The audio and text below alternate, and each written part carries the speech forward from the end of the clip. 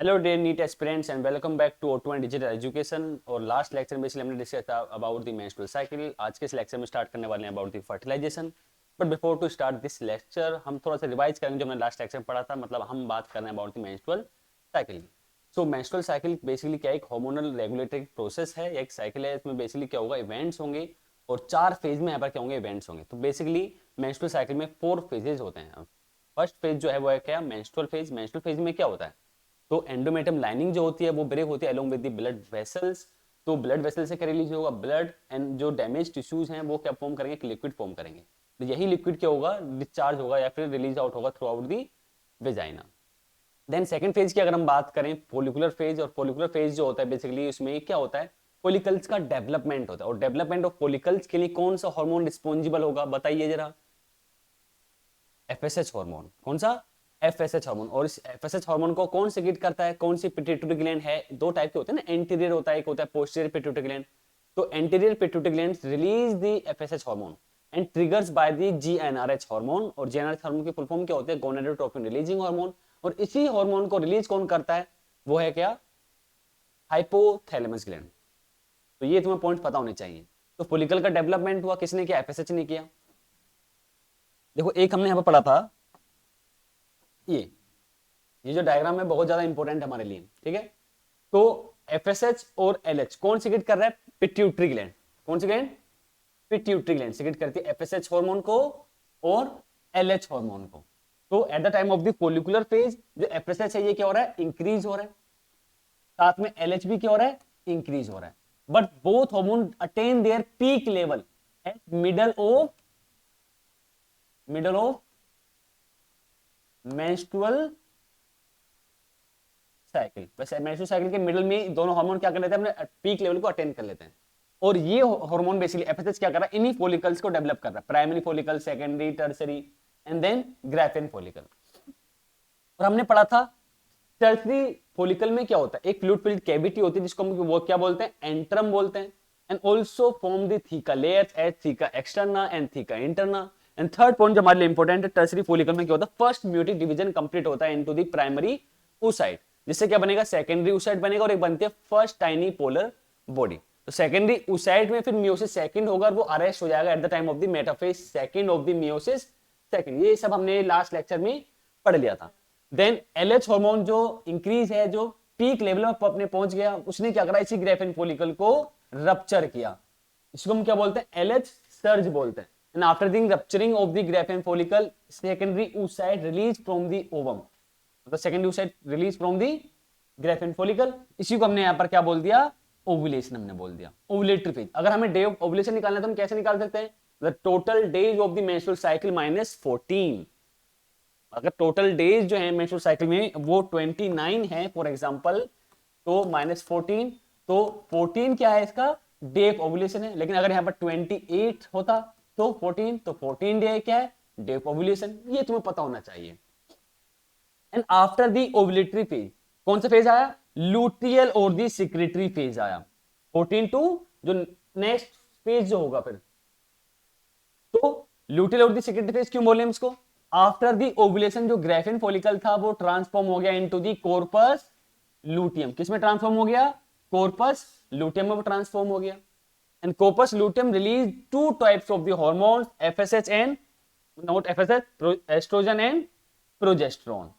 Oestrogen and progesterone. अब याद रखना एस्ट्रोजन का लेवल राइज हो रहा है फोलिकुलर फेज में ही, क्यों, because of the follicular cells. किसकी वजह से, फोलिकुलर सेल्स इसको रिलीज करते हैं एस्ट्रोजन को। और एस्ट्रोजन रिलीज होता है किसमें, कोपस ल्यूटियम की थ्रू आउट भी इन दी फोलिकुलर फेज, मतलब इन दी लूटियल फेज और दी सिक्रेटरी फेज। तो corpus luteum secretes mainly two type of the hormone, estrogen और एक है प्रोजेस्टेरोन। ये दो हार्मोन रिलीज होगा। अब एस्ट्रोजन क्या करेगा, माइटोटिक डिवीजन को स्टिमुलेट करेगा इन दी एंडोमेट्रियम लाइनिंग, क्योंकि वो ब्रेक हुई थी, ठीक है। तो यहाँ पे एंडोमेट्रियम क्या हो रही है, देखो थिक हो रही है यहाँ पर। प्रोजेस्टेरोन क्या कर रहा है, एंडोमेट्रियम लाइनिंग को मेंटेन कर रहा है फॉर दी इम्प्लांटेशन। किस लिए मेंटेन कर रहा है वो, इम्प्लांट। तो ये क्वेश्चन पूछा जाता है प्रोजेस्टेरोन से, but which hormone responsible for the maintenance of the endometrium lining, तो पता होना चाहिए तुम्हें, प्रोजेस्टेरोन मेनली।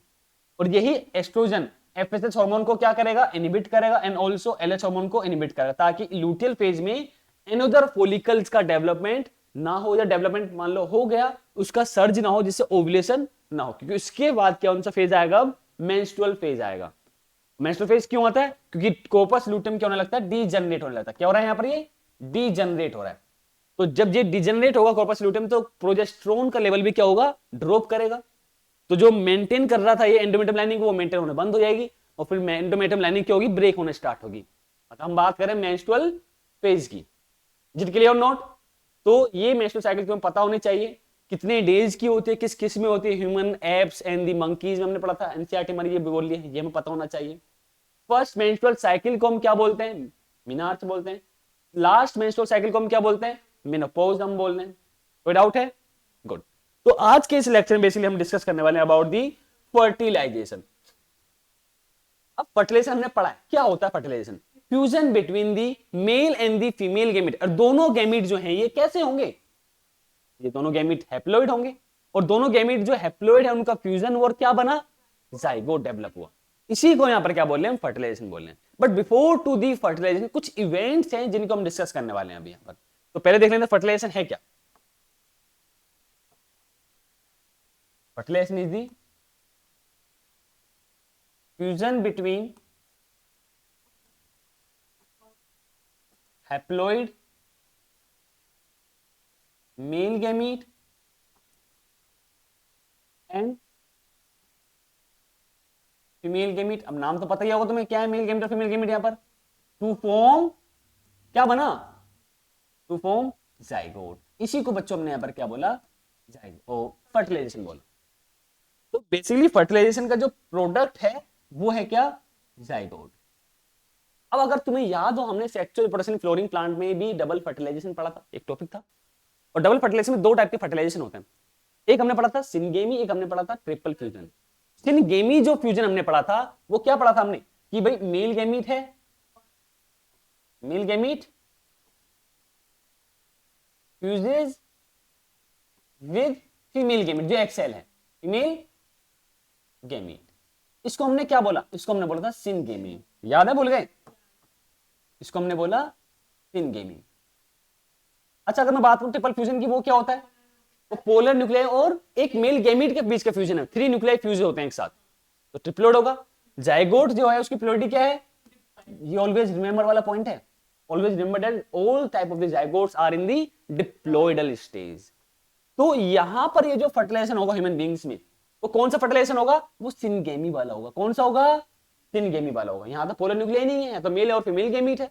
अगर मेल और फीमेल गैमीट के बीच में क्या हो रहा है, फ्यूजन हो रहा है और जाइगोट बन रहा है, दैट मींस हम किसकी बात कर रहे हैं, सिनगेमी की हम बात करें। ये इंपॉर्टेंट पॉइंट है हमारे लिए, ठीक है। तो ये पूछा भी जाता है, which type of the fertilization या fusion occurs in the human beings, जिसमें ऑप्शन सिनगेमी भी होगा, ट्रिपल फ्यूजन भी होगा, बोथ ए एंड बी भी होगा, एंड हो सकता है नॉन ऑफ द अबव भी हो। तो हमें कौन सा ऑप्ट करना है, यहां पर सिनगेमी, यहां पर हम ऑप्ट करेंगे। इज इट क्लियर और not? But before to the fertilisation, अब कुछ कुछ इवेंट्स हम उनको डिस्कस करने वाले हैं, ठीक है। बिफोर टू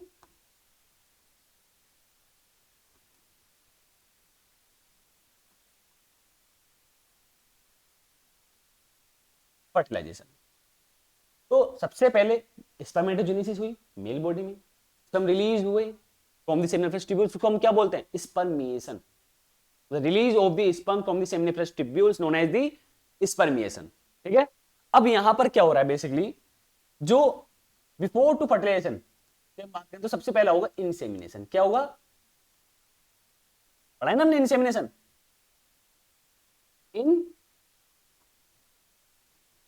इंसेमिनेशन क्या होता है, insemination transfer of the male sperm into the female genital tract which known as the vagina. तो वेजाइना में मेल स्पर्म का ट्रांसफर हुआ, इसी को हमने यहाँ पर क्या बोला, इंसेमिनेशन बोला। इस इंसेमिनेशन को फैसिलिटेट कौन करेगा, पेनिस फैसिलिटेट करेगा, हमने पढ़ा था पेनिस के फंक्शन में। तो ट्रांसफर ऑफ मेल गैमीट, जिसका नाम है sperm into female genital tract which is vagina, इसी को हमने क्या बोला यहां पर, known as insemination, known as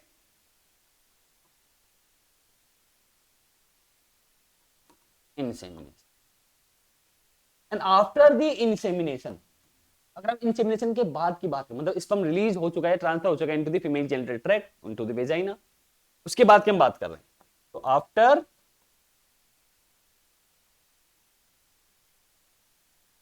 insemination, अब चीज समझो यहां पर जरा।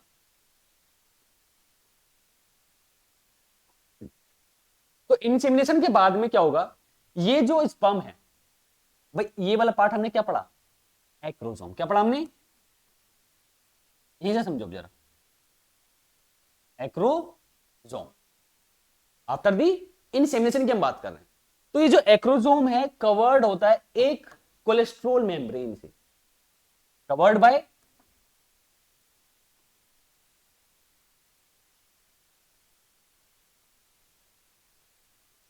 Cholesterol membrane.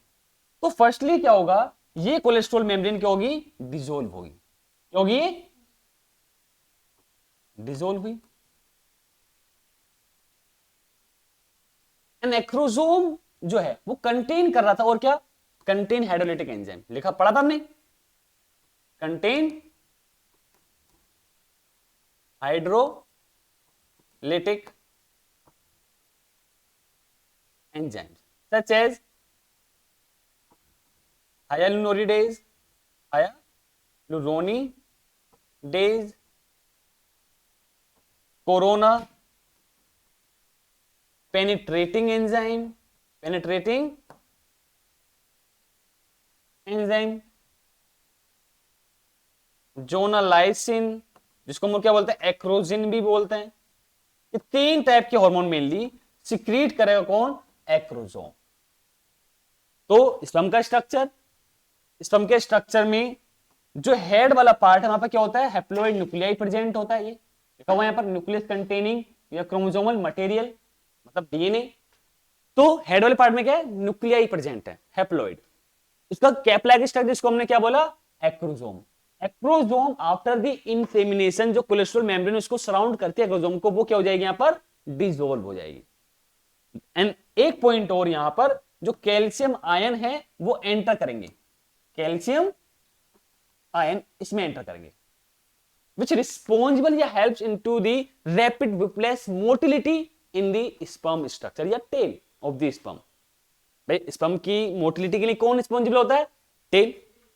तो जो कैल्शियम आयन अंदर आया है स्पर्म में, या influx of the calcium ion into the sperm helps in the या which responsible या results to the rapid whiplash movement या motility in the tail of the sperm, जिसकी वजह से स्पर्म की मोटिलिटी क्या हो गई, इंक्रीज हो गई। कौन समझ आया। तो एक्रोसोम ये आफ्टर इंसेमिनेशन क्या होगा, सबसे पहला पॉइंट, जो एक्रोसोम को सराउंड कर दिया एक कोलेस्ट्रॉल मेम्ब्रेन, वो क्या होगी यहां पर, वो डिसोल्व होगी, मतलब dissolve of the cholesterol membrane which covered the acrosome, dissolve cholesterol membrane, dissolve cholesterol membrane which covers acrosome, जिसने एक्रोसोम को कवर किया हुआ है। देन नेक्स्ट पॉइंट, रैपिड मतलब influx of calcium ion into sperms, जिसकी वजह से क्या हुआ, rapid replace movement in tail of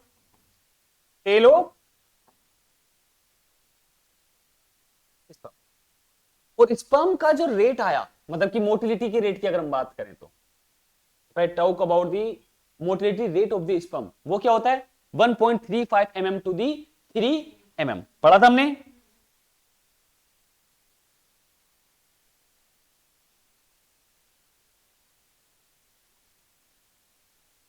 sperm rate हमने पढ़ा 1.5 mm to 3 mm, ये पॉइंट हमने पढ़ा। And sperm reach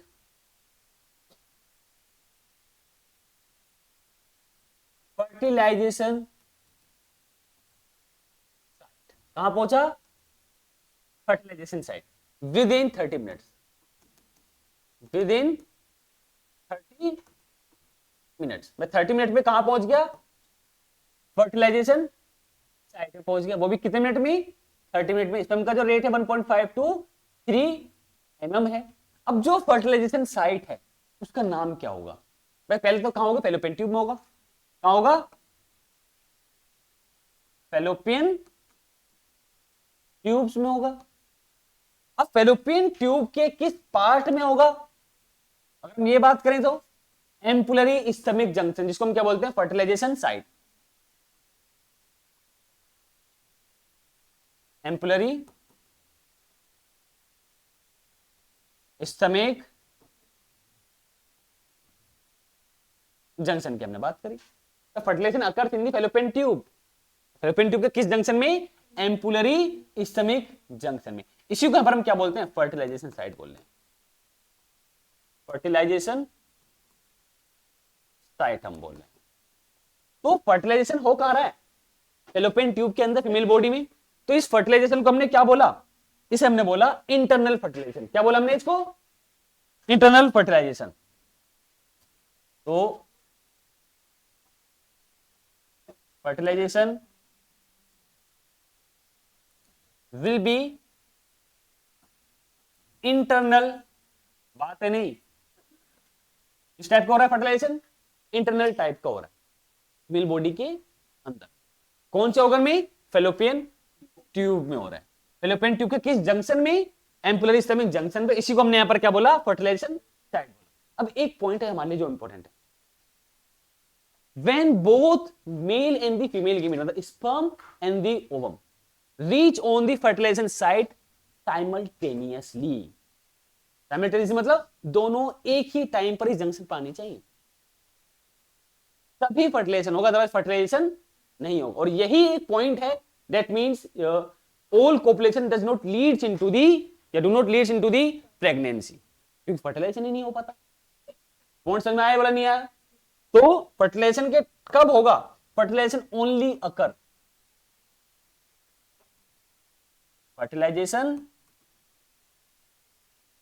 only occurs when both sperms and ovum reach on fertilization site, वो भी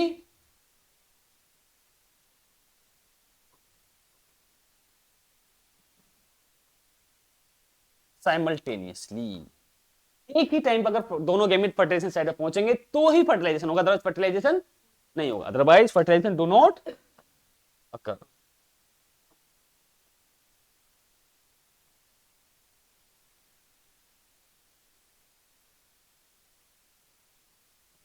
चलो विल नॉट अकर ले लेते हैं, विल नॉट अकर।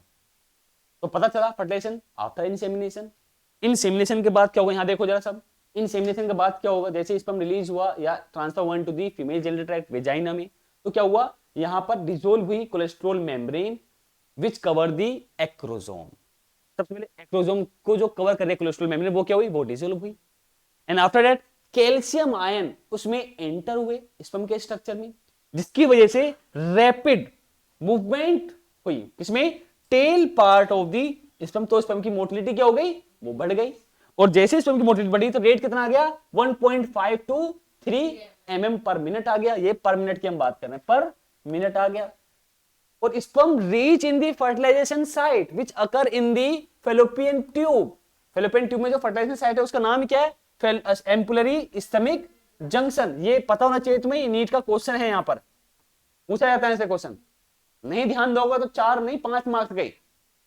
और ये एम्पुलरी स्टमक जंक्शन पर जो स्पर्म है कितने मिनट में पहुंच जाता है? Within 30 minute. और फर्टिलाइजेशन ओनली कब होगा? जब दोनों गैमीट एक ही टाइम पर साइमल्टेनियसली, मतलब male gamete sperm and also ovum reach on the fertilisation site simultaneously, then fertilisation will be occur, otherwise will not occur. समझ में आया नहीं आया? तो ये तो हो गया यहां पर कैपेसिटेशन फैक्टर जो हमने पढ़े, इनको हम क्या बोलते हैं, कैपेसिटेशन ऑफ द स्पर्म। ठीक, अब आइए आगे जरा। अब देखो यहां पर हमने क्या करा, एग बनाया,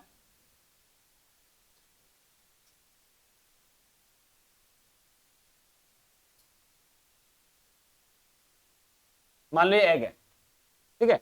अब बहुत सारे स्पर्म जो होंगे इस पे ऐड भी होंगे इस टाइप से, तो एक स्पर्म नहीं है, काफी स्पर्म है, दीज आर स्पर्म। तो first of all aggregation of the sperms on the surface of the egg, उसको हमने क्या बोला, एग्लूटिनेशन। क्या बोला? तो क्या हुआ पहला, agglutination.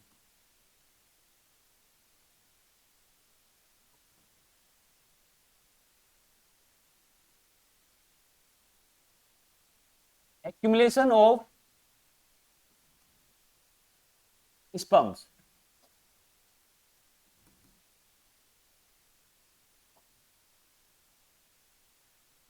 onto the surface of egg और ओवम, उसी को हमने क्या बोला, एग्लूटिनेशन हमने बोला। Is it clear? अब स्पर्म का जो एक्रोजोम है उसने रिलीज किए hydrolytic enzyme, acrosome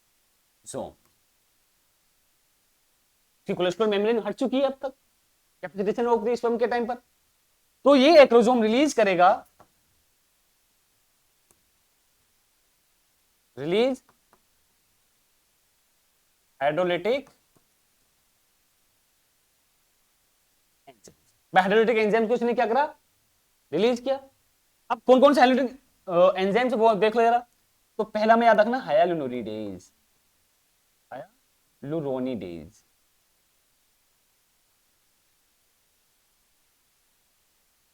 second corona penetrating enzyme, third है जोना लाइसिन, जिसको और क्या बोलते हैं, एक्रोजिन भी बोलते हैं, एक्रोजिन। इन सबको मिलाकर बोल सकते हैं स्पर्मोलाइसिन। क्या बोलेंगे, स्पर्मोलाइसिन। अब समझो यहां पर जरा। तो ये जो हाइलोनोरिडेज एंजाइम है ये क्या बेसिकली करेगा, dissolve the hyaluronic acid which act as the cementing material in the follicular cells. तो आइए यहां पर जरा,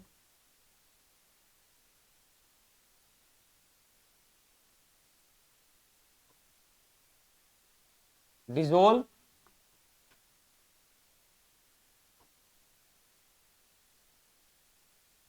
hyaluronic acid which act as cementing. अगर पढ़ना तो शांत रहो, बिल्कुल तरीके में बैठ जाओ, बिल्कुल दूसरों को डिस्टर्बेंस मत क्रिएट करो। Which act as cementing material between cells, hyaluronidase का फंक्शन हो गया। देन कोरोना पेनिट्रेटिंग एंजाइम, भाई हमने जो एग पढ़ा है सेकेंडरी oocyte, उसकी जो आउटरमोस्ट कवरिंग होती है उसको हम क्या बोलते हैं, कोरोना रेडिएटा। उसके अंदर कौन सी होती है, जोना पैलिसिडा। तो ये क्या करेगा, helps in the penetration of the corona radiata, helps in the penetration of corona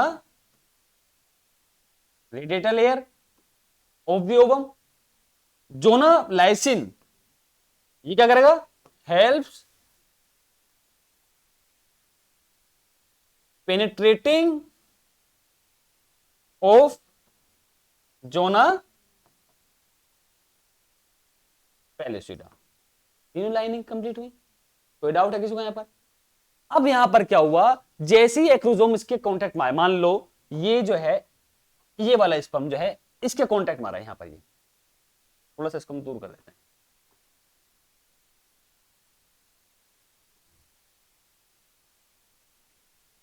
ये जो इवेंट्स है कहां पर हुए,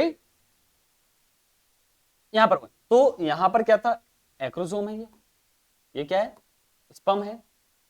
इसका एक्रोजोम हो गया, कैपिलरी स्ट्रक्चर, एरो बना रहे हैं हेड उसका। अब यहां पर क्या हुआ, ये जो है स्पर्म मतलब एग की सरफेस पर एक आउटग्रोथ डेवलप हुई। क्या हुई?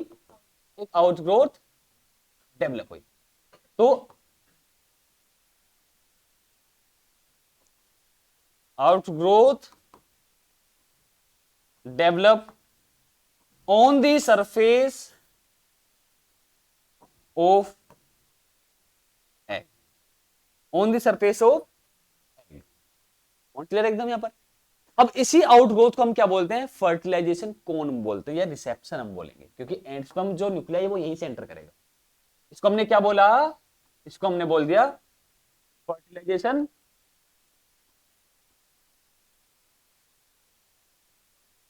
कौन, या हमने बोल दिया रिसेप्शन,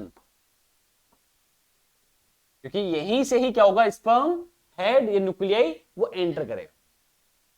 कोई डाउट है किसी को इन पॉइंट्स में? आगे आइए जरा। अब जब फर्टिलाइजेशन कौन बन गया, आउटग्रोथ एक डेवलप हो गई on the surface of the egg, and after that क्या होगा?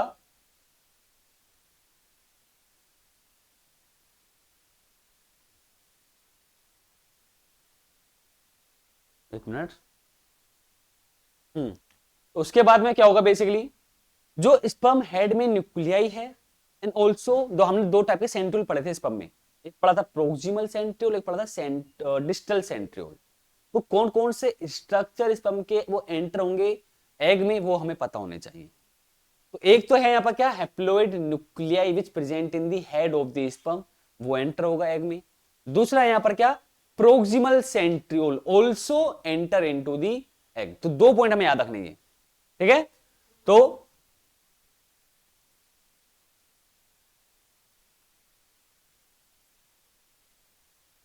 पहला point, haploid nuclei which present in head of sperm and centriole। कौन सा? Proximal centriole enters into ovum. इसमें एंटर हुआ ओवम में, या ओवम में एंटर हुआ, एंड आफ्टर दैट अब जो सेकेंडरी ओसाइट, भाई ओवम क्या है, सेकेंडरी ओसाइट ही तो है। सेकेंडरी ओसाइट अरेस्ट था कौन से फेज में? Metaphase second of the meiophase second में। जो सेकेंडरी ओसाइट था वो अरेस्ट है, अरेस्ट इन मेटाफेज वन या second, metaphase second of meiosis two. और जैसे ही ये एंटर हुए ओवम में, सेकेंडरी ओसाइट में, तो क्या हुआ?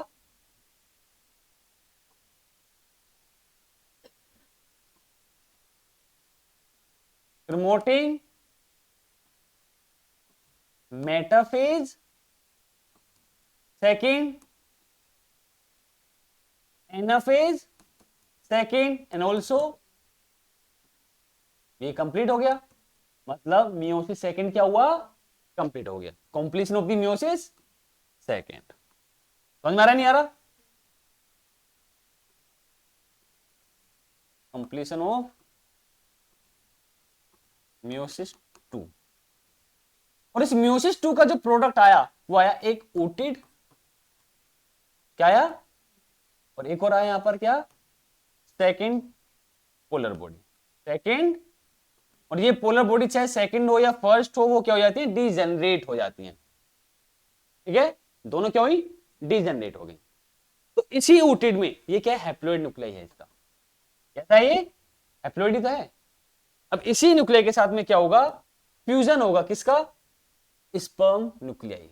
ये जो हैप्लोइड न्यूक्लियाई है किसका? ये स्पर्म का ही तो है ये इसके साथ क्या हुआ? फ्यूज हुआ। क्या हुआ?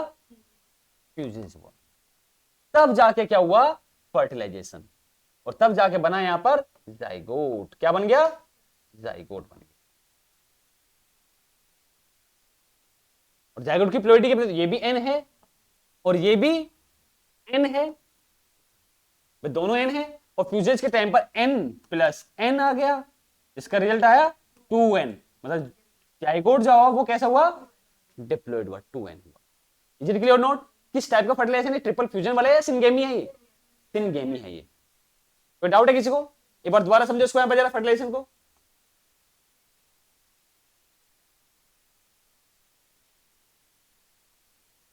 तो फर्टिलाइजेशन कब होगा, जब दोनों गैमेट एक ही टाइम पर कहां पहुंचेंगे, फर्टिलाइजेशन साइट पर पहुंचेंगे। इंटरनल टाइप का फर्टिलाइजेशन होता है। ये एग के एक स्ट्रक्चर हो गया, corona radiata, zona pellucida and over secondary हो गए, ठीक है, सेकेंडरी साइड जिसको हम बोलते हैं। तो अब देखो स्पर्म बहुत सारे यहां पर ऐड हैं, एडियर हो रहे हैं, यहां पर एक्यूमुलेट हो रहे हैं, तो इसको हमने क्या बोला, एग ग्लूटिनेशन। और इसका कैपेसिटेशन हो चुका है, जब स्पर्म इंसेमिनेशन हुआ था उसके बाद कैपेसिटेशन कुछ फैक्टर रिलीज हुए, such as the removal of the cholesterol membrane over the acrosome, वो रिमूव हो गया, देन एक्रोसोम रिलीज दी। और हाँ एक पॉइंट और, कैल्शियम इसमें क्या हुआ, स्पर्म में इंटर हुए, इन्फ्लक्स हुआ उनका, जिसकी वजह से इसकी मोटिलिटी वो इंक्रीज हो गई, विद इन 30 मिनट्स कहां पहुंच गया, फर्टिलाइजेशन साइट पे पहुंच गया जहां पर एग प्रेजेंट है। देन बहुत सारे एग, जो एग मतलब एक एग के एडेयर में क्या रहेंगे, बहुत सारे स्पर्म्स रहेंगे, एक्यूमुलेट होंगे वहां पर, इसी को हमने क्या बोला, एग ग्लूटिनेशन बोला। अब होगा एक्रोसोम और एग के बीच का इंटरेक्शन, स्पर्म और एक्रोसोम के बीच, स्पर्म और एग के बीच का इंटरेक्शन। तो एक्रोसोम जो है, जैसे स्पर्म के कॉन्टेक्ट में, जैसे कि ये वाले की हम बात कर रहे हैं, यहाँ पर क्या हुआ, एक फर्टिलाइजेशन कोन डेवलप हुआ, हाइड्रोटेक एंजाइम आया, उसने क्या करा, कोरोना रेडिएटर को पेनिट्रेट किया, जो पेनिट्रेटर लेयर को पेनिट्रेट किया, इन सेल्स के बीच में जो हाइलुरोनिक एसिड है उसने उसको डिसोल्व किया हाइलुरोनिडेज एंजाइम ने, सब लिखा हुआ है मैंने ये यहां पर। ये हाइलुरोनिडेज का क्या रोल होगा, कोरोना पेनिट्रेटिंग एंजाइम का रोल क्या है, जोना पेलेसुडा मतलब जोना लाइसिन का रोल क्या है, यहां पर क्या है, तीनों हमने पढ़ा। देन एक फर्टिलाइजेशन कौन क्या हुआ यहां पर, वो डेवलप हो गया। इसी फर्टिलाइजेशन कौन से जो स्पर्म न्यूक्लियाई है जो हेड में प्रेजेंट है and also proximal centriole enters into the secondary oocyte ova, और जैसे इसमें एंटर हुआ, then promoting the metaphase second anaphase setting anaphase promoting factors release हुए, जिसकी वजह से वो स्टिमुलेट हुआ, देन टीलोफेज कंप्लीट हुआ, और टीलोफेज कंप्लीट होने के बाद में क्या हुआ, साइटोकाइनेसिस और सेकंड मेयोटिक डिवीजन क्या हो गया, वो कंप्लीट हो गया। और जब सेकंड मेयोटिक डिवीजन कंप्लीट हुआ, देन फॉर्म हुआ क्या, एक ओटिड और एक सेकंड पोलर बॉडी। जो सेकंड पोलर बॉडी वो क्या हो जाती है, डीजेनरेट हो जाती है, क्या हो जाती है वो, डीजेनरेट। समझ में आ रहा है नहीं आ रहा, डीजेनरेट हो गई। अब इसी ओटिड में यहां पर क्या हुआ, फ्यूजन हुआ किसका, स्पर्म न्यूक्लियाई जो हेड में प्रेजेंट था, जो एग में आ गया, अब ओटिड के साथ फ्यूज हुआ, इसी को हमने यहां पर क्या बोला, एक्चुअल फर्टिलाइजेशन ये है, फर्टिलाइजेशन जो है वो ये है। इससे पहले ये तो फर्टिलाइजेशन के इवेंट्स हो रहे थे, ठीक है। तो फर्टिलाइजेशन बेसिकली क्या होता है, fusion between the two haploid male and the female gamete to form zygote. और जाइगोट की प्लोइडी क्या है, 2n, डिप्लॉइड इसकी प्लोइडी। कोई डाउट है? अब अगर मैं तुमसे ये बोलूं, क्या इस जाइगोट से मैं जो भी फिटस फॉर्म होगा, अभी हमें नहीं पता मेल है या फीमेल है, तो क्या इस जाइगोट से हम पता लगा सकते हैं कि मेल बनेगा या फीमेल बनेगा? पता लगा सकते हैं with the help of the chromosomal base study. मतलब क्रोमोसोमल बेसिस के बेस पर अगर हम बात करें, हम डिटेक्ट कर सकते हैं कि जाइगोट से वो क्या डेवलप होगा, वो मेल डेवलप होगा फिटस या फीमेल फिटस डेवलप होगा। समझ में आया? तो आइए जरा,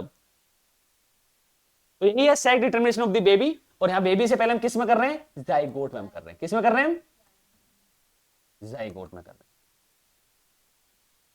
पॉइंट ये कि किस पर बेस्ड होगा ये, तो based on the chromosomal pattern. किस पर बेस्ड होगा,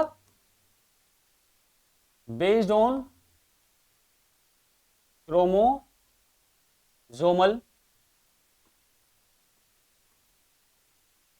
पैटर्न पर बेस्ड होगा। अब हमें पता है ह्यूमन की जो डिप्लॉइड सेल होती है वो कैसी होती है, हैप्लॉइड होती है, डिप्लॉइड होती है, two sets of the chromosome होंगे। मेल के पास हमें क्या कौन से क्रोमोसोम होंगे, सेक्स क्रोमोसोम, वो भी हमें पता है। फीमेल के पास सेक्स क्रोमोसोम कौन से होंगे, ये भी हमें पता है। देखो क्रोमोसोम जो होते हैं दो टाइप के होते हैं, इसको ऐसे समझो।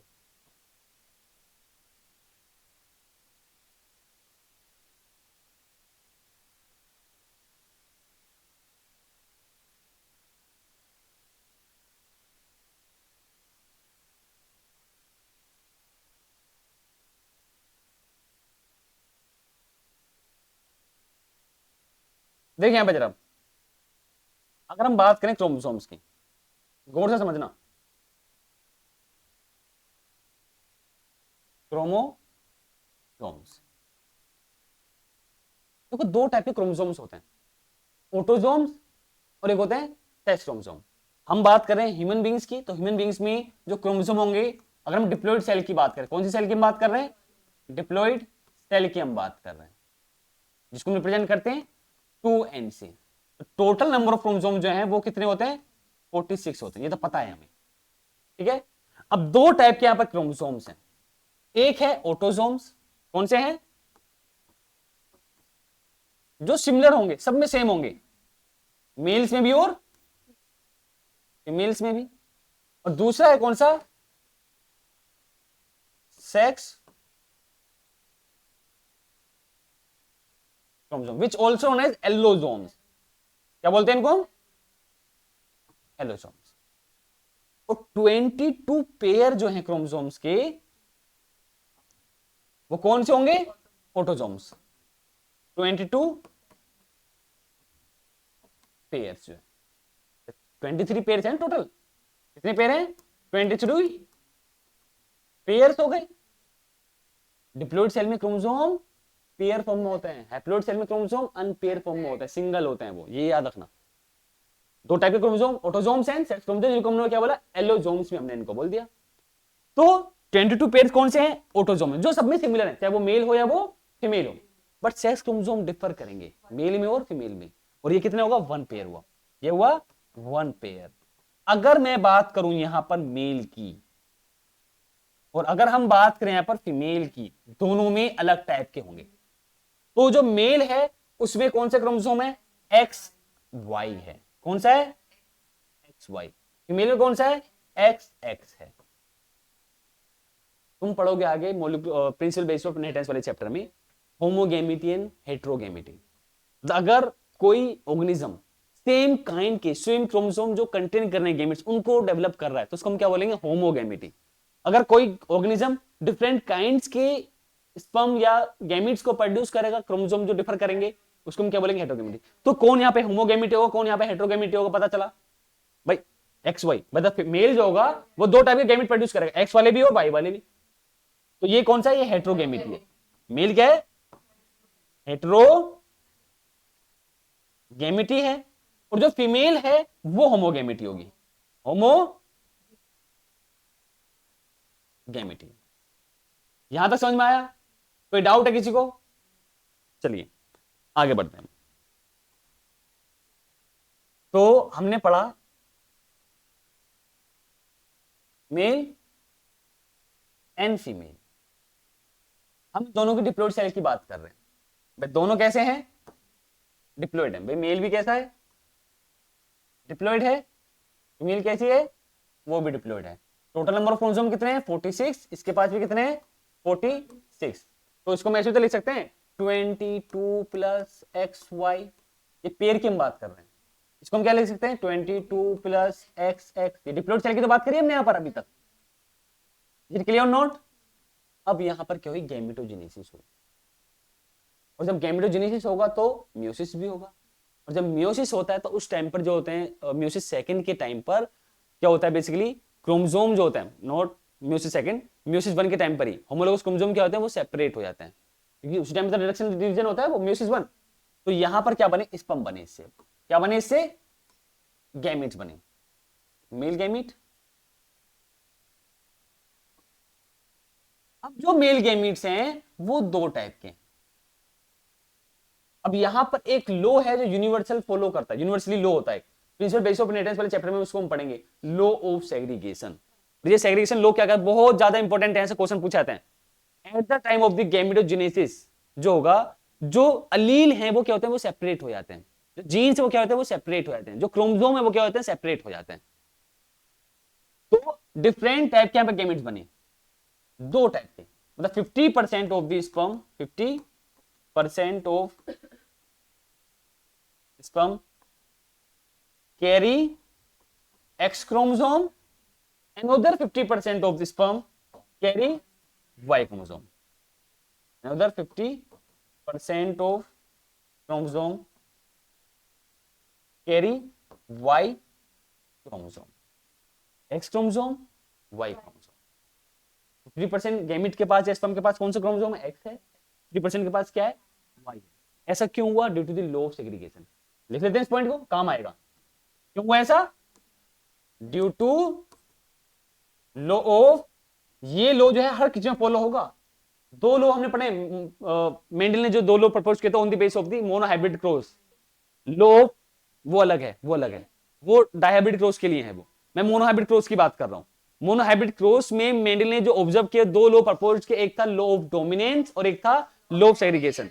लॉ ऑफ डोमिनेंस जो होता है वो यूनिवर्सली एप्लीकेबल नहीं होता, but law of segregation universally applicable होगा। मतलब जिसमें गैमेटोजेनेसिस होगी वहां पर क्रोमोसोम का सेपरेशन भी होगा, जीन्स का सेपरेशन भी होगा, और also separation of the alleles होगा। और ये एंश्योर कराता है हमें जो गैमीट्स हैं वो कैसे होंगे? वो हैप्लॉइड होंगे। कैसे होंगे?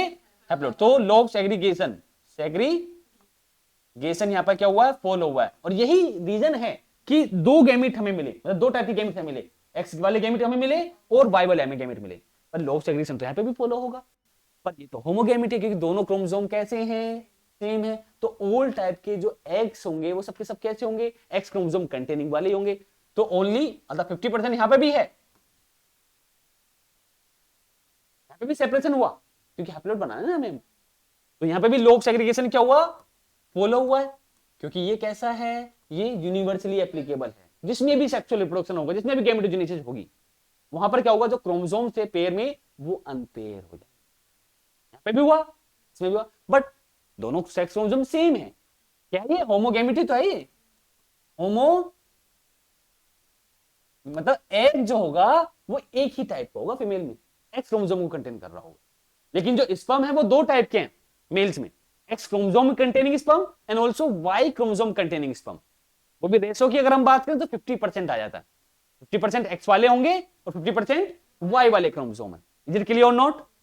अब हमने यहां पर क्या बना दिया? एग बना दिया। मान लो ये क्या है? एग है। और एग के पास कौन सा क्रोमोसोम है? एक्स क्रोमोसोम है। अगर Y chromosome containing sperm fuses the egg, कौन सा क्रोमोसोम की हमने बात करी? वाई। तो क्या रिजल्ट आएगा? X Y. ये क्या है? मेल डेवलप होगा, मेल फीटस। ये रो, अच्छा हाँ, ठीक है ठीक है ठीक है, कोई बात नहीं। हम ज्यादा कुछ नहीं करेंगे, हम बस यहां चेंज करेंगे। बात एक ही हो गई, एक्स एक्स, और यहां क्या बन गई? Female foetus develop. Is it clear not? बहुत बढ़िया। And when the Y chromosome containing sperm fuses the egg, Y आया है, तो ये क्या आया? X Y. और कौन सा फीटस डेवलप होगा? मेल फीटस डेवलप होगा। ये तो सिंपल सा है, तो तुमने यहां भी पढ़ लिया है। Chromosomal principle base of inheritance वाले चैप्टर में भी तुम इसको डिस्कस करोगे आगे, उसको वहां भी पढ़ोगे। और वहां पे तुम पढ़ोगे ऑटोसोमल एंड एक होती है सेक्स लिंक डिसऑर्डर्स। ये तुम्हें तभी समझ में आएंगे जब तुम ये समझ जाओगे। तो ये है तो आसान, लेकिन बहुत ज्यादा इंपॉर्टेंट है अभी के लिए भी और आगे वाले आने वाले चैप्टर्स के लिए भी। ऑटोसोम आप समझना जरा, उसी को मैं थोड़ा सा डिफाइन कर रहा हूं यहाँ पर। अगर डिफेक्ट जो हुआ है वो ऑटोसोम वाले क्रोमोसोम में हुआ तो ऑटोसोमल डिसऑर्डर। अगर डिफेक्ट सेक्स क्रोमोसोम में हुआ है तो सेक्स लिंक डिसऑर्डर, जिसको हम अब सेक्स लिंक एक्स वाला क्रोमोसोम ही जीन्स को कैरी करता है, वाई वाला नहीं करता। तो सेक्स वाले डिसऑर्डर को हम क्या बोल सकते हैं? एक्स लिंक डिसऑर्डर हम बोल सकते हैं। वो हम आगे पढ़ने वाले हैं उनको बहुत अच्छे से। ये समझ में आया नहीं आया? कोई डाउट है? गुड। अब है इम्प्लांटेशन। भाई फर्टिलाइजेशन हो गया, जायगोट बन गया, and after the 30 minutes of the fertilisation, मतलब फर्टिलाइजेशन के 30 मिनट बाद क्या होता है? फर्स्ट क्लीवेज होगा। क्लीवेज बेसिकली क्या है? डिवीजन ही है। और अब जायगोट में जितने भी डिवीजन होंगे वो सबके सब कैसे होंगे? माइटोटिक डिवीजन ही होंगे। क्या मियोटिक होगा? क्योंकि मियोटिक स्पेशल कंडीशन में होता है, वो भी कब? जब गैमीट बनाने होंगे। तो गैमीट नहीं बनाने, अब तो बॉडी को डेवलप करना है जायगोट से, एम्ब्रियो बनाना है, एम्ब्रियो से फिटस, फिटस से एडल्ट स्टेज। तो अब जितने भी यहाँ पर हार्मोन्स मतलब गैमीट्स मतलब डिवीजन होंगे वो कौन सा होगा? माइटोटिक होगा, instead of the process of the gametogenesis. Females में बिफोर द बर्थ ही गैमेटोजेनेसिस स्टार्ट हो जाती है, oogenesis में पढ़ा है, तो वहां पे म्यूसिस होना स्टार्ट हुआ। पर मेल्स में कब होता है? At the time of the puberty. तो मेल्स में कब होगा म्यूसिस? प्यूबर्टी के टाइम पर। फीमेल्स में कब होगा म्यूसिस स्टार्ट होना? कब होगा? बिफोर द बर्थ ही वो स्टार्ट हो जाता है। ये कॉम्प्लिकेशंस याद रहेंगी? बहुत बढ़िया। तो इम्प्लांटेशन है क्या? इम्प्लांटेशन है attachment of the trophoblast with the endometrium lining of the uterus which is the inner most lining. हम बात करें यहां पर एंडोमेट्रियम लाइनिंग की, ठीक है? तो इम्प्लांटेशन क्या है? Attachment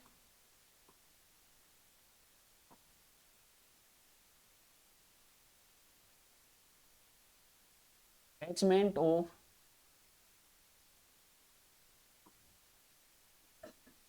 trophoblast of trophoblast with endometrium lining of, इसी को हम यहां पर क्या बोलते हैं? इम्प्लांटेशन बोलते हैं। अब बिफोर टू द इम्प्लांटेशन भाई क्या बना था? जाइगोट। क्या बना? जाइगोट डेवलप हुआ। अब समझना यहां पर इंपॉर्टेंट पॉइंट है हमारे लिए। जाइगोट डेवलप हुआ, फ्लूइडी कैसी है? डिप्लॉइड। डिवीजन कौन सा होगा? माइटोटिक डिवीजन ही होगा। कौन सा डिवीजन होगा? माइटोटिक डिवीजन होगा। और after 30 minutes of the fertilisation,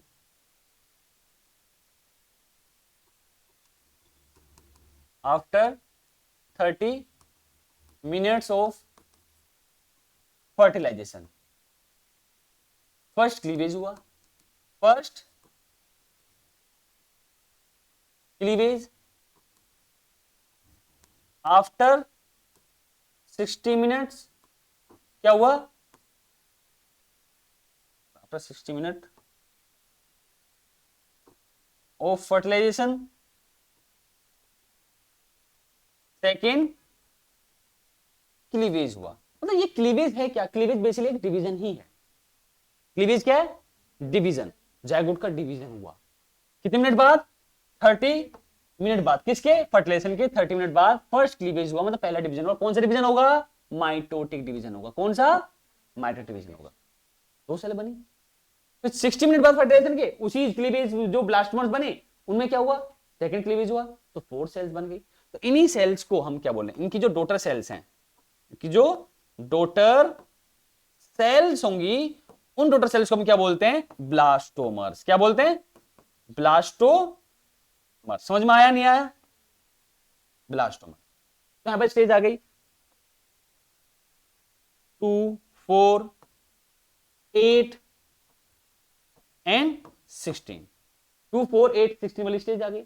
अब जो 8 to 16 सेल्ड स्टेट होगी उसको हम क्या बोलेंगे? उसको हम बोलते हैं मोरूला स्टेज। क्या बोलते हैं?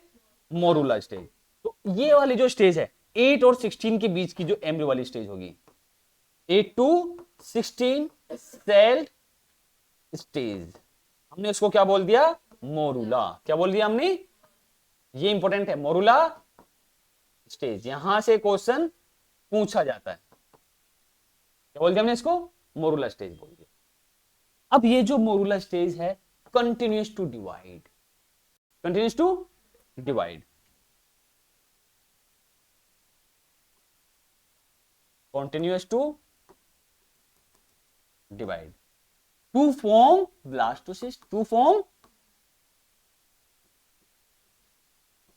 ब्लास्टो, क्या बना? ब्लास्टोसिस्ट डेवलप हो गया। अब इसी ब्लास्टोसिस्ट में जो ब्लास्टोमर अरेंज है as outermost layer, trophoblast हमने उसको बोला। तो इसी ब्लास्टोसिस्ट में ब्लास्टोसिस्ट किससे बना है? जो डॉटर सेल बना तो ब्लास्टोमर ही से ही है। ब्लास्टोमर कैसे बना? उससे माइटोटिक डिवीजन हुए क्लीवेज के टाइम पर जाइगोट में, तो ब्लास्टोमर्स बने। 8 to 16 वाली स्टेज को हमने क्या बोल दिया? मोरूला स्टेज बोल दिया। अब इसी मोरूला क्या कर रहा है? Continues to divide, further division चल रहा है यहां पर। तो अब और ज्यादा सेल्स बनी और क्या बना? ब्लास्टोसिस्ट बना। तो ब्लास्टोसिस्ट में है क्या? नहीं, ब्लास्टोमर ही तो है। तो ब्लास्टोसिस्ट में ब्लास्टोमर्स अरेंज्ड एज, अब देखो यहां पर जरा, blastomeres arranged as outer layer, कौन सी? आउटर लेयर, इसी आउटर लेयर को हमने क्या बोला, ट्रोफोब्लास्ट। क्या बोला, ट्रोफोब्लास्ट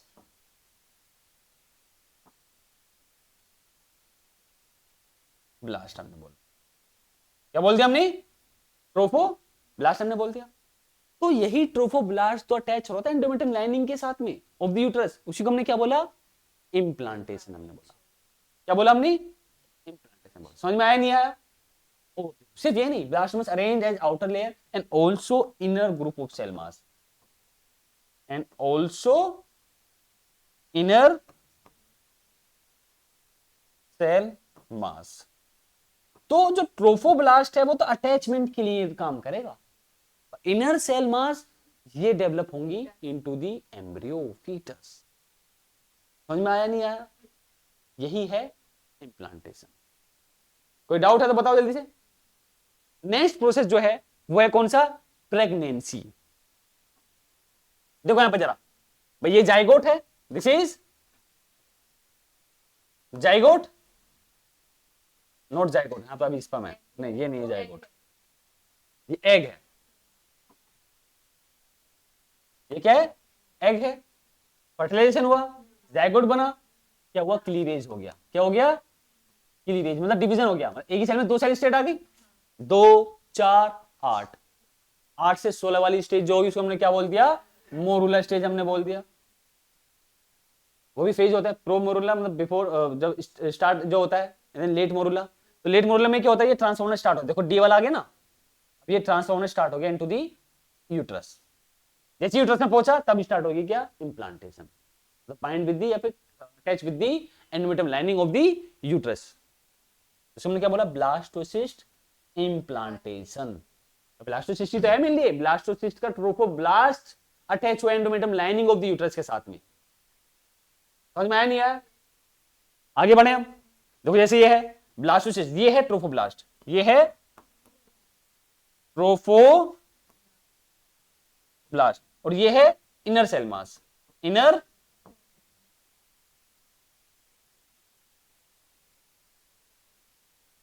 सेल मास। समझ में आया? अब आइए प्रेगनेंसी पर। एंड आफ्टर द इम्प्लांटेशन, तो इम्प्लांटेशन थोड़ा सा पहले क्या होता है, जो ट्रोफोब्लास्ट है वहां पे फिंगर लाइक प्रोजेक्शन डेवलप होते हैं, इनको बोलते हैं कोरियोनिक विलाई। क्या बोलते हैं इनको हम, chorionic villi.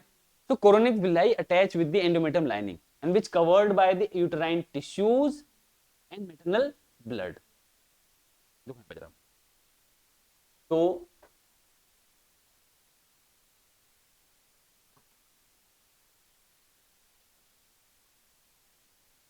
finger like projections arises from trophoblast. इन्हीं फिंगर लाइक प्रोजेक्शंस को हमने क्या बोला, इन्हीं फिंगर लाइक प्रोजेक्शंस को हमने बोला कोरियोनिक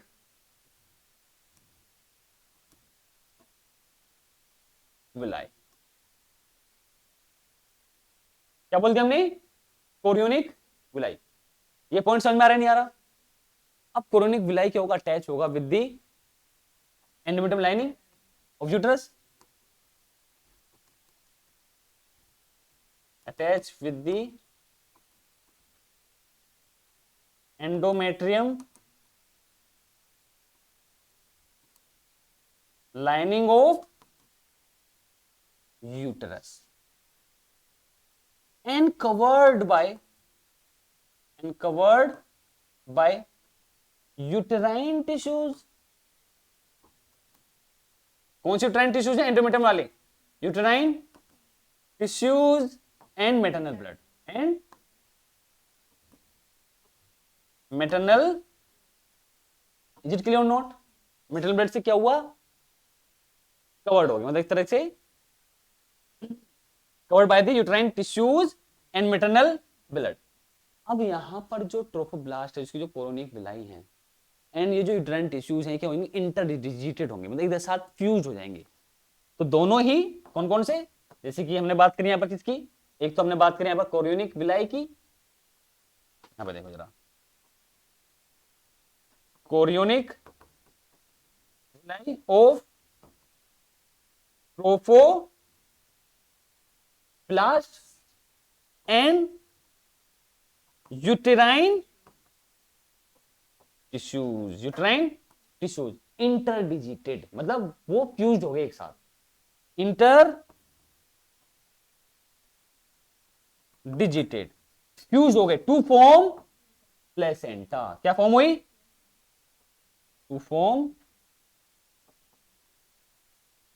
भाई यहां पर फॉर्म हो गई अब क्या, जो बहुत ज्यादा इंपॉर्टेंट है हमारे लिए, प्लेसेंटा। प्लेसेंटा का फंक्शन जो है हमारे लिए बहुत ज्यादा इंपॉर्टेंट है।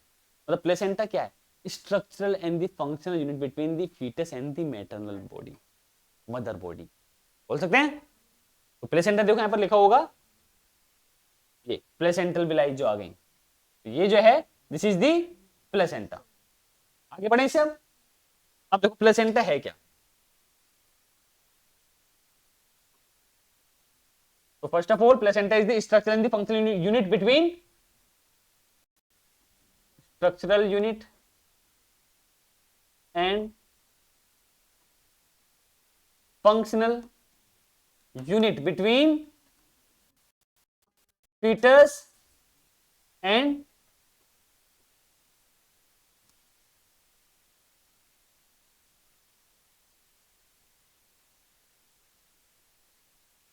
मैटरनल बॉडी, और ये दोनों बॉडी के ब्लड को भी सेपरेट रखता है। Responsible for the separation of,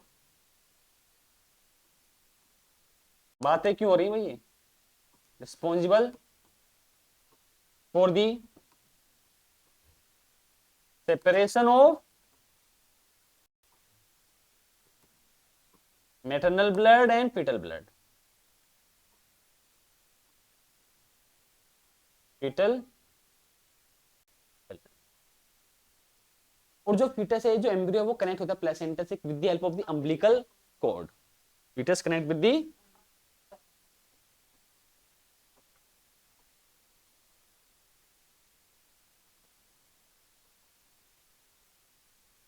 placenta through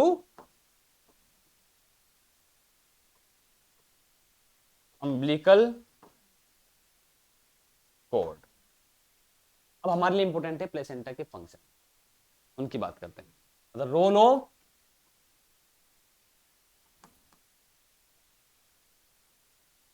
placenta.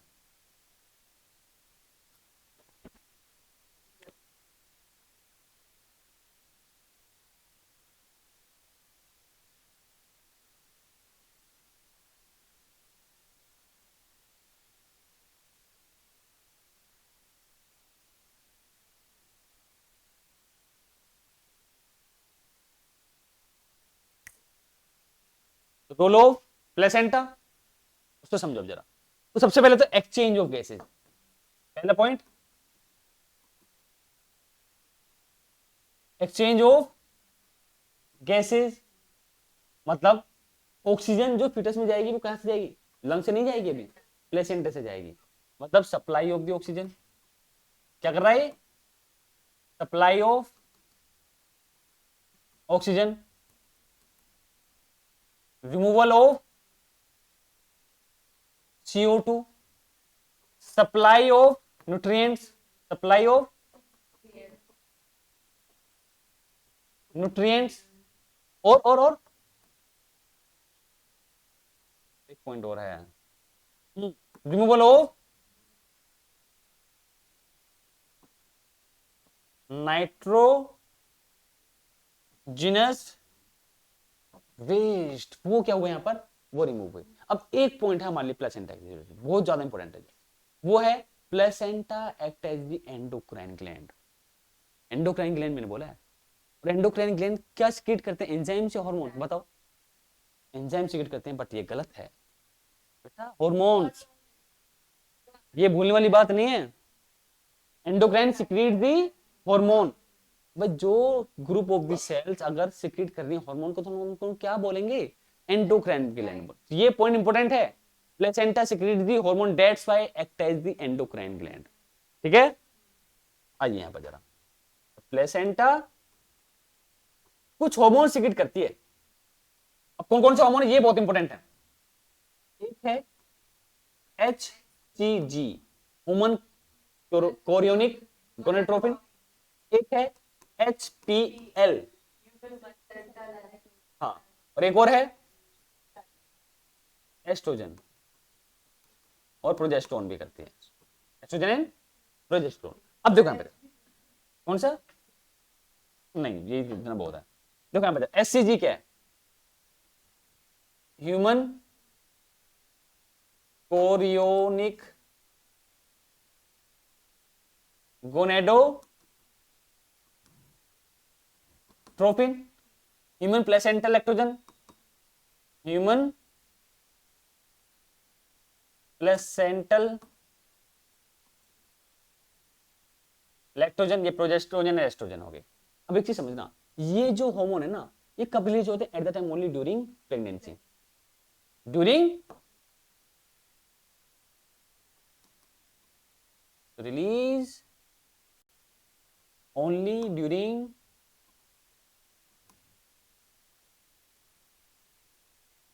Pregnancy. एक हार्मोन और है रिलैक्सिन, उसे कौन सिक्रेट करता है? बच्चे यहां मिस्टेक कर देते हैं, हाँ तो वो तो गलत हो गया ना, ओवरी रिलीज करता है उसको, प्लेसेंटा नहीं करता।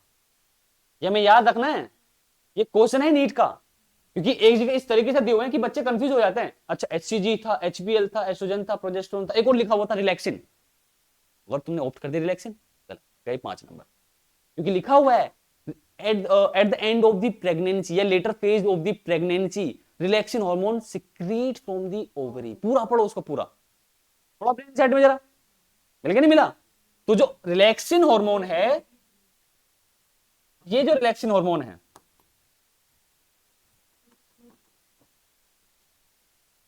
Secrete from ovary, secretes from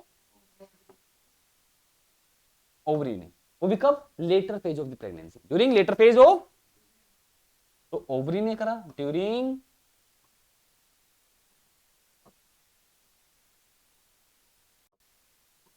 letter phase of during later phase of the pregnancy. किसने किया रिएक्शन को सिक्रेट? ये याद रखना है, ये क्वेश्चन है यहां से। अब इन हार्मोन्स के अलावा मेटरनल ब्लड में और भी अदर हार्मोन्स के लेवल क्या होता है, वो राइज होता है instead of these hormone.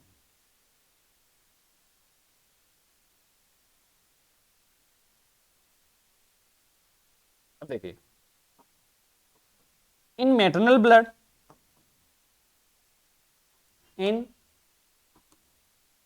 Maternal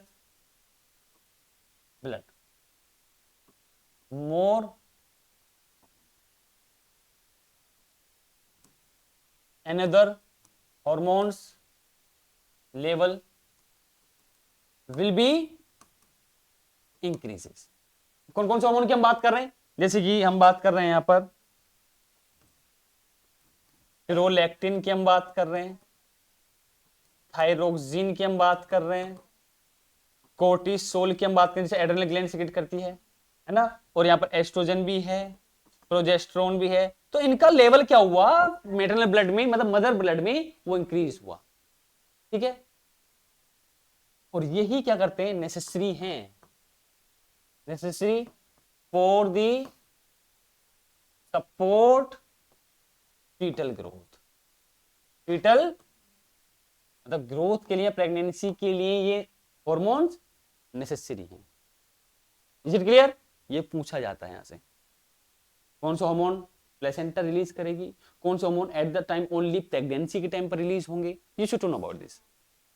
क्या रिलैक्सिन हार्मोन प्लेसेंटा सीक्रेट करती है? नहीं करती। ये इंपॉर्टेंट पॉइंट है, बच्चे यहीं पर ही गलत करते हैं, कंफ्यूजिंग पॉइंट है ये थोड़ा सा, तो हमें कंफ्यूज नहीं होना, वरना हमारे 5 मार्क्स गए हाथों से। आगे बढ़े, अब यहां पर आ गए हम एम्ब्रियोनिक लेयर्स पर। जाइगोट ट्रोफोब्लास्ट बना था, क्योंकि हमने क्या पढ़ा, ब्लास्टोसिस्ट हमने पढ़ा, हमने क्या पढ़ा, ब्लास्टोसिस्ट। भाई इसमें एक आउटर लेयर है, आउटर लेयर आउटर लेयर को हम क्या बोलते हैं? ट्रोफो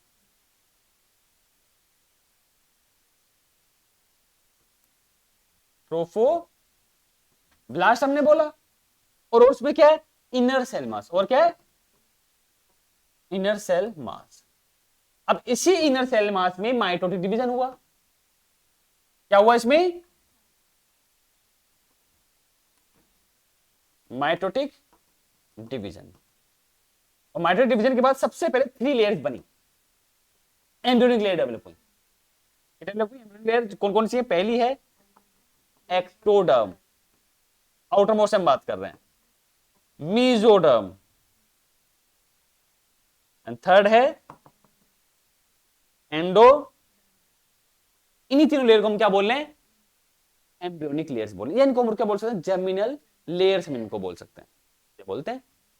अब पूरी होल बॉडी जो होगी एम्ब्रियो की, वो इन्हीं 3 लेयर से डेवलप होगी। मतलब whole body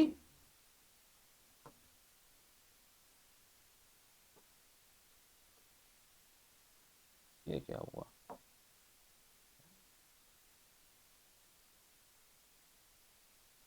whole body develop from whole body of embryo develop from these these layers। और यहां पर क्या आते हैं कि स्टेम सेल्स भी आती हैं। कौन सी सेल्स? स्टेम सेल्स, जिनके पास टोटिपोटेंसी, इनको टोटिपोटेंसी टाइप की सेल्स भी हम बोलते हैं। They can give rise to all type of the tissues and the organs. मतलब क्या है इसका रोल? है ये can give rise to all types of tissues and. चलो एक क्वेश्चन पूछते हैं हम क्लास 11th के सिलेबस से। If I talk about the origin of the heart, origin जो है हार्ट का, वो कौन सी लेयर से होगा? कौन समझ में आया? मतलब ह्यूमन बीइंग का हमारा जो हार्ट है वो कौन सी लेयर से बना है? वो मेसोडर्मल से लेयर से बना है। हार्ट इससे बना है। If I talk about the origin of the muscles, ये वो है पॉइंट जहां से नीट में क्वेश्चन पूछे जा चुके हैं। कि वाले पॉइंट्स की हम बात कर रहे हैं। मसल्स का ओरिजिन क्या होगा बताओ? गलत हो गया, मेसोडर्मल है वो भी क्या है? Muscles. If I talk about the neurons, उसका क्या ओरिजिन होगा? उसका ओरिजिन होता है एक्टोडर्मल से। क्या है? याद रहेगा नहीं? ये कुछ पॉइंट्स याद रखना बच्चों तुम। ओरिजिन के हमने पॉइंट्स पढ़े हैं। लोकोमोशन मूवमेंट हमने पढ़ी थी, मसल्स वहां पर हमने पढ़ी थी। ओरिजिन क्या होता है मसल्स का? मेसोडर्मल ओरिजिन होता है। बॉडी फ्लूइड एंड सर्कुलेशन में हमने पढ़ा था हार्ट, हार्ट का ओरिजिन क्या होता है? मेसोडर्मल होता है। चलो एक पॉइंट और, हार्ट हमारा कैसा होता है? मायोजेनिक होता है या न्यूरोजेनिक होता है? एग्जैक्टली मायोजेनिक होता है। क्यों मायोजेनिक है, न्यूरोजेनिक क्यों नहीं? क्योंकि नर्वस सिस्टम इसको कंट्रोल नहीं करता। हार्ट के पास खुद के पास कोई अपने कुछ नोडल मस्कुलेचर टिश्यूज होते हैं जिसको हम बोलते हैं SAN, साइनोएटल नोड। और इसकी जो लोकेशन होती है वो कहां होती है? राइट एट्रियम के अपर राइट कॉर्नर में वहां पर प्रेजेंट होता है SAN। समझ में आया नहीं यार? बहुत बढ़िया। कोई डाउट है किसी को इसमें? आगे बढ़ते हैं। गेस्टेशन पीरियड सबको पता है कितने मंथ का होता है? प्योर मंथ कितने मंथ का होता है? 9, मतलब अच्छा 9। तो गेस्टेशन पीरियड क्या है? Development of the embryo. मतलब क्या है? Development of embryo. कितने मंथ का होगा? 9 मंथ्स का होगा। एक मिनट रुकें।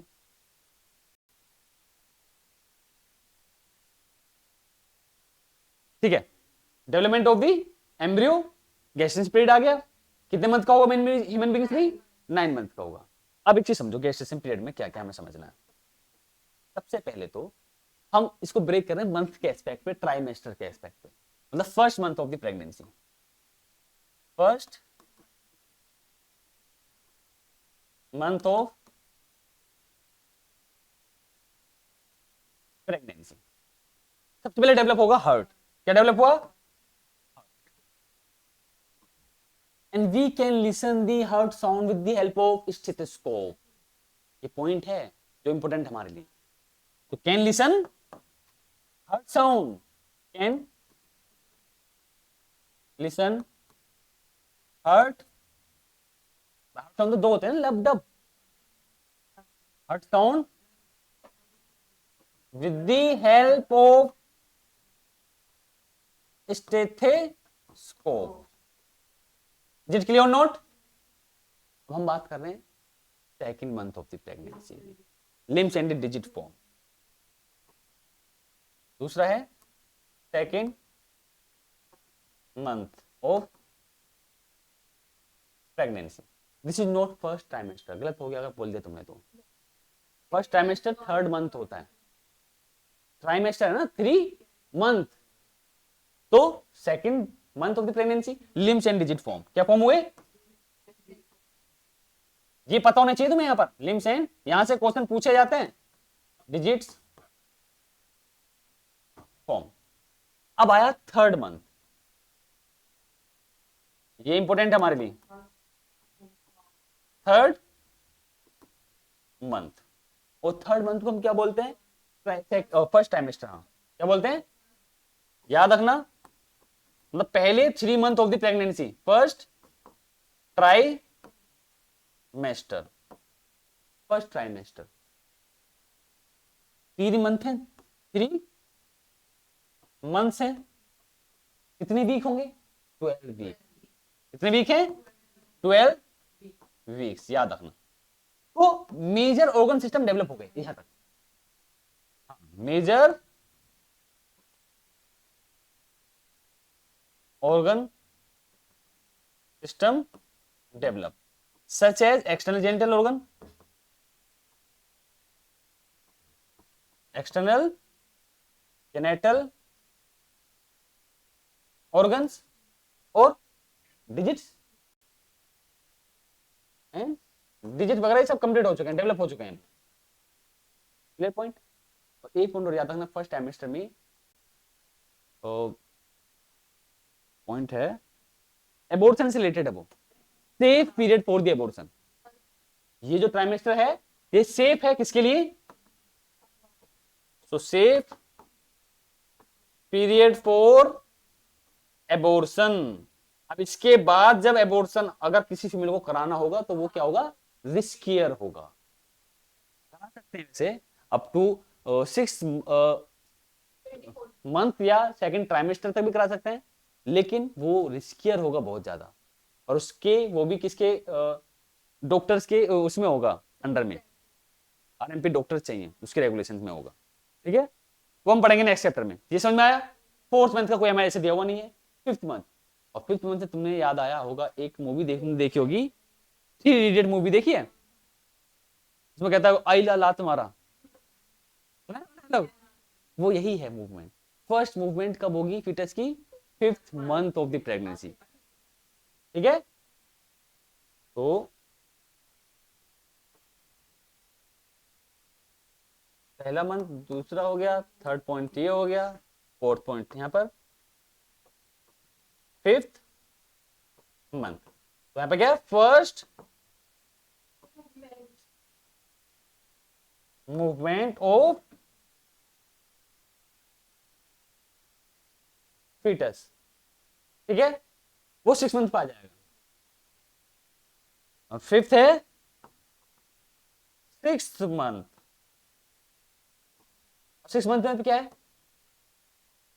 आईलिड सेपरेट हो जाती है, आई लेसेस, भाई क्या है इसमें? आई लेसेस डेवलप हुई, आई लेसेस, आईलिड क्या हुई? सेपरेट हुई।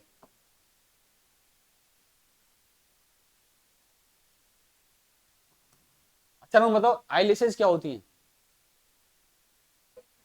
क्या? हाँ पलक। आईलिड, आईलिड क्या है फिर? अगर आई लेसेस पलक है तो?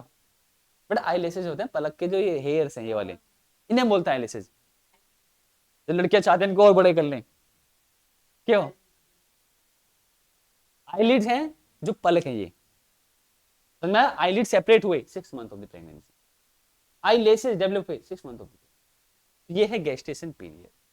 And after the completion of the gestation period, अब आ जाओ किस पर? ये समझ में आया? कोई डाउट है? हम बात करें अबाउट दी पार्चुरेशन। अब देखो पार्चुरेशन है क्या। तो जैसे ही गेस्टेशन पीरियड कंप्लीट हुआ तो फीटस और प्लेसेंटा ने मिलकर क्या करा, सिग्नल्स प्रोड्यूस किए। सिग्नल किसके हैं, पार्चुरेशन के सिग्नल्स हैं। सिग्नल कहां भेजे, ब्रेन में, पिट्यूटरी ग्लैंड को बेसिकली। पिट्यूटरी ग्लैंड से सीक्रेट हुआ क्या, ऑक्सीटोसिन हार्मोन। कौन सी पिट्यूटरी ग्लैंड की हम बात करें बताओ, गलत हो गया बेटा, पोस्टीरियर पिट्यूटरी ग्लैंड। और इस ऑक्सीटोसिन हार्मोन को सिंथेसाइज कौन करेगा, which gland synthesize this oxytocin hormone? I'm talking about the gland, name of the gland, hypothalamus, बताया था, synthesize hypothalamus but secreted by the posterior pituitary gland। अब एक point मुझे बताना, देखो पार्चुरेशन पहले क्या होता है, चलो पहले समझो पार्चुरेशन क्या होता है। ये vigorous contraction generate in the uterus to expulsion of the delivery of the baby, उसी को हमने क्या बोला, पार्चुरेशन बोला। इसका सिग्नल कहां से इंड्यूस होगा वो भी हम बात करेंगे। तो हमने क्या पढ़ा भाई, विग्रस कॉन्ट्रैक्शंस जनरेट इन, विग्रस कॉन्ट्रैक्शन जनरेट इन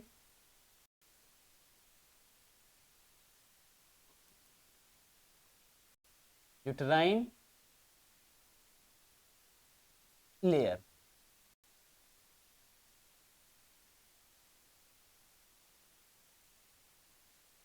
यूटेराइन लेयर, बताओ कौन सी लेयर की हम बात कर रहे हैं, मायोमेट्रियम। टाइम मांग रही है तुम अब, मायोमेट्रियम भाई यही तो होगा कि कंपोज किससे, स्मूथ मसल से। देन रिजल्ट्स टू, इसी का रिजल्ट क्या है, रिजल्ट्स टू एक्सपल्जन या डिलीवरी ऑफ बेबी, इसी को हमने क्या बोल दिया, पार्चुरेशन हमने बोला। तो सिग्नल इंड्यूस कहां से हुआ, फुल्ली डेवलप फीटस से। तो इसका signal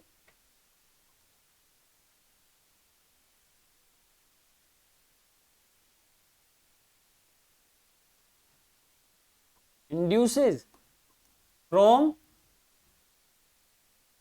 fully developed fetus and placenta signal कहां गया, ये सिग्नल गया ब्रेन में। कहां गया,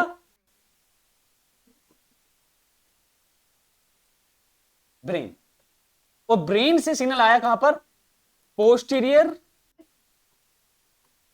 पिट्यूटरी ग्लैंड पर आया। कहां पर आया, यहां ध्यान दो, साक्षी मीनाक्षी मुस्कान, पोस्टीरियर पिट्यूटरी ग्लैंड।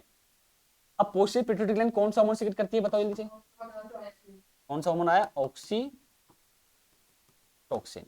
अब देखो जरा, तो पार्चुरेशन क्या है, एक न्यूरो एंडोक्राइन मैकेनिज्म है।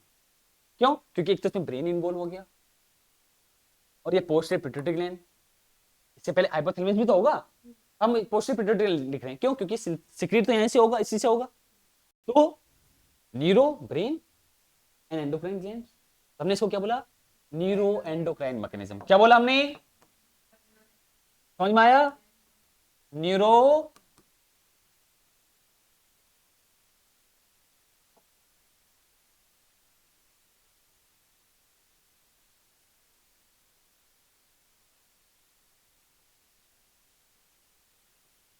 Endocrine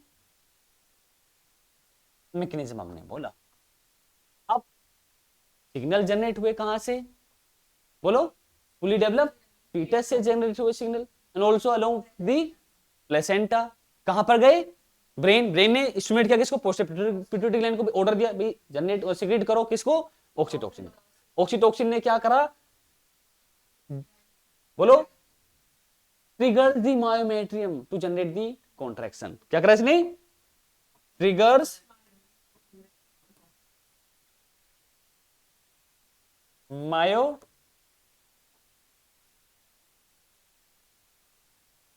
मेट्रियम to generate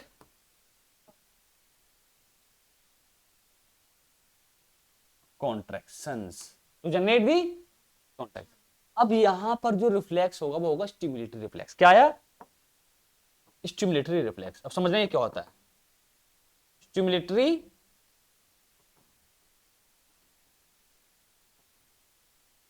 reflex? अब देखो स्टिमुलेटरी रिफ्लेक्स क्या है भाई, कॉन्ट्रैक्शन जनरेट हुए। अब जब से कॉन्ट्रैक्शन जनरेट हुए उसने ट्रिगर किया किसको? ट्रिगर्स दी पोस्टीरियर पिट्यूटरी ग्लैंड। ट्रिगर्स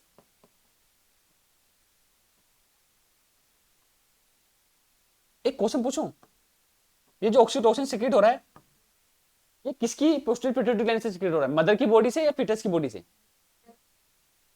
ये क्वेश्चन आ सकता है, तो पूछा जाएगा। ऑक्सीटोसिन हार्मोन सिक्रीट फ्रॉम, अब ऑप्शन में क्या होगा? Posterior pituitary gland of the maternal body, posterior pituitary gland of the fetal body, both, none of them. समझ में आया नहीं आया? बहुत बढ़िया। तो trigger the posterior pituitary gland किसकी? Of maternal body, maternal body to secrete oxytocin. इसने ये करा, ये जैसे ऑक्सीटोसिन ये इसको ट्रिगर कॉन्ट्रैक्शन जनरेट हुए, जनरेट कॉन्ट्रैक्शन हुए तो उसने ट्रिगर करा किसको? पोस्टीरियर पिट्यूटरी ग्लैंड को। इसने क्या सिक्रेट करा? ऑक्सीटोसिन। तो ऑक्सीटोसिन और रिलीज हुआ, फिर उसने और स्टिमुलेट किया कॉन्ट्रैक्शन को। जितना कॉन्ट्रैक्शन जनरेट हुआ उतना ही फिर उसने क्या करा? दोबारा से इसको स्टिमुलेट किया। तो इस टाइप से ये भी हाई होता चला जाएगा, ये भी हाई होता चला जाएगा। इसी को हम क्या बोले, मतलब एक के साथ में एक बढ़ रहा है, उसी को हमने क्या बोला? Stimulatory reflex. In the end generate highly contraction, vigorous contraction in the uterus and then expulsion of the baby, the delivery of the baby। इसी को हमने क्या बोला? पार्चुरेशन। समझ में आया नहीं आया? कोई डाउट है किसी को? And after the parturition, last topic of this chapter which known as the lactation period, और ये बहुत ज्यादा इंपॉर्टेंट भी है। तो lactation period क्या है? अब आफ्टर parturition,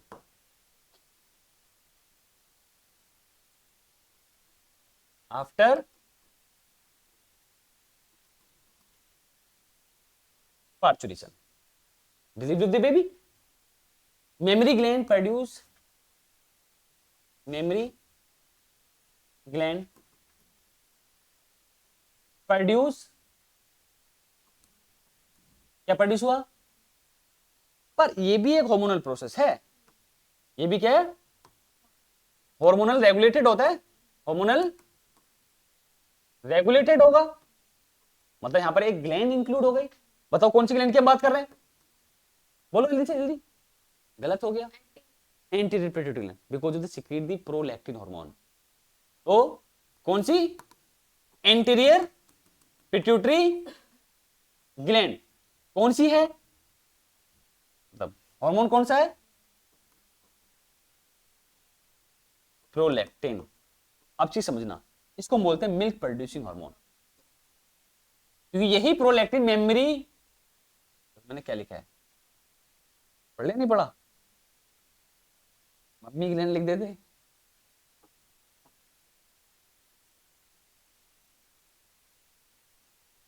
मेमोरी ग्लैंड, हंस रहे हो? हाँ,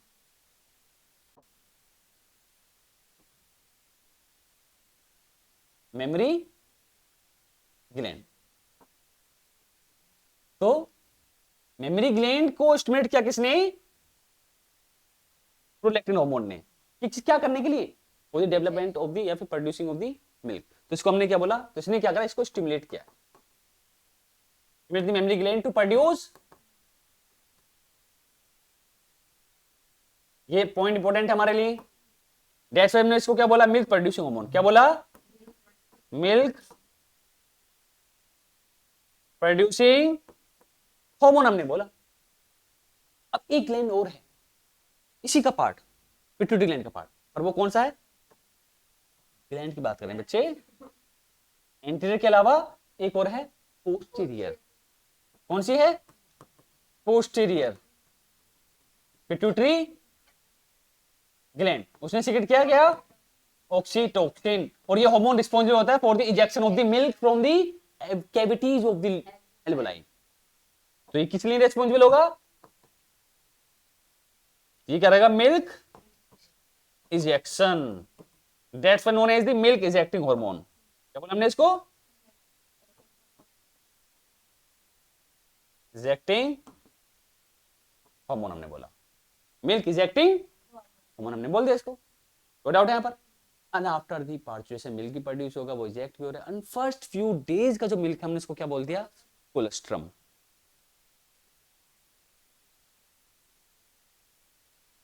तो कोलेस्ट्रम इंपोर्टेंट है ये पॉइंट, क्वेश्चन पूछा जाता है यहां से। ये पॉइंट है ऑक्सीटोसिन, प्रोलैक्टिन पता होना चाहिए तुम्हें। तो cholesterol first few days milk after parturition, first few days milk after parturition. और इसी कोलेस्ट्रम में प्रेजेंट होती है एक एंटीबॉडी IgA। IgA, अब एक पॉइंट समझना, ये जो IgA एंटीबॉडी है, मैटरनल बॉडी के एस्पेक्ट पर अगर हम बात करें तो गिव्स द एक्टिव इम्यूनिटी, मतलब जो एंटीबॉडीज हमारे किसी पर्सन की बॉडी में खुद से डेवलप हुई हैं, तो वो एंटीबॉडी कौन सी इम्यूनिटी प्रोवाइड करेंगे? एक्टिव। अगर वही एंटीबॉडी निकाल के हम किसी दूसरे पर्सन की बॉडी में डाल दें, तब कौन सी एंटीबॉडी देंगे? इम्यूनिटी प्रोवाइड करेगी वो पैसिव। तो एक्टिव इम्यूनिटी क्या है? जो नेचुरल वाली है, जो बॉडी में खुद से बनी है। और जो पैसिव वाली होगी, उसे हम क्या कर रहे हैं? सिंथेटिक मोड ले रहे हैं, आर्टिफिशियली। समझ आ रहा नहीं आ रहा? तो ये IG एंटीबॉडी जो IgA है गिव्स, ये पॉइंट इंपोर्टेंट है हमारे लिए। और ये चैप्टर में अब इससे बात नहीं कर रहा, मैं बात कर रहा हूं ह्यूमन हेल्थ एंड डिजीज वाले चैप्टर से। गिव्स कौन सी immunity? Active immunity to maternal body, मतलब मदर मैटरनल बॉडी। और यही IgA कोलेस्ट्रम में जब होगी तो फीटस को या एम्ब्रियो को गिव्स करेगी कौन सी? पैसिव, मतलब एक इम्यूनाइजेशन, हमने उसकी इम्यूनिटी को बूस्ट किया इसकी हेल्प से। इसलिए जरूरी है breast feeding of the mother, ठीक है? गिव पैसिव, क्योंकि उसके पास अपनी एक्टिव इम्यूनिटी नहीं है, एक्वायर्ड इम्यूनिटी नहीं है आफ्टर द बर्थ वाली, वो डेवलप होगी अभी। Give the passive immunity to foetus बोल दो या एम्ब्रियो बोल दो या बेबी, जो मन करे। कौन समझ में आया? तो इसी जो कोलेस्ट्रॉम को हम बोलते हैं, जैसे कि मान लो कोई काउ है, बफेलो है, after the delivery of the calf, है ना, वो भी first after the parturition few days का जो मिल्क होगा उसको हम क्या बोलते हैं? कोलेस्ट्रॉम बोलते हैं। उसी का एक जो है वो भी बनाया जाता है दिस टाइप में, क्या बोलते हैं इसको? कीली, हाँ छेना, हाँ छेना भी बोलते हैं शायद इसको। खाया कभी किसी ने? बहुत टेस्टी लगता है। और दिक्कत एक है कि उसको हम वैसे नहीं बना सकते, मतलब घर से, मतलब कहीं से मार्केट से दूध लिया है, हमने दूध अपने फाड़ दिया, उसको नहीं कर सकते ऐसे। लेकिन टेस्टी को काफी ज्यादा लगता है, मेरा तो फेवरेट है वो। कभी नहीं खाया तुमने तो ट्राई करना, कभी हमने नहीं खाया। तुमने क्या खाया फिर? चलिए, तो ये चैप्टर हो गया कंप्लीट बच्चों। अगर आपको इसमें कोई भी डाउट है तो कमेंट करना, और सारे वीडियोज लेक्चर को रिपीट करके देख लेना, कोई भी अगर डाउट रहता है। बात है नहीं? तुम लोगों को कोई डाउट है इसमें? चलिए ठीक है, आज के लिए इतने लेक्चर बनाने के लिए thank you. And next lecture में हम स्टार्ट करेंगे बेसिकली रिप्रोडक्टिव हेल्थ।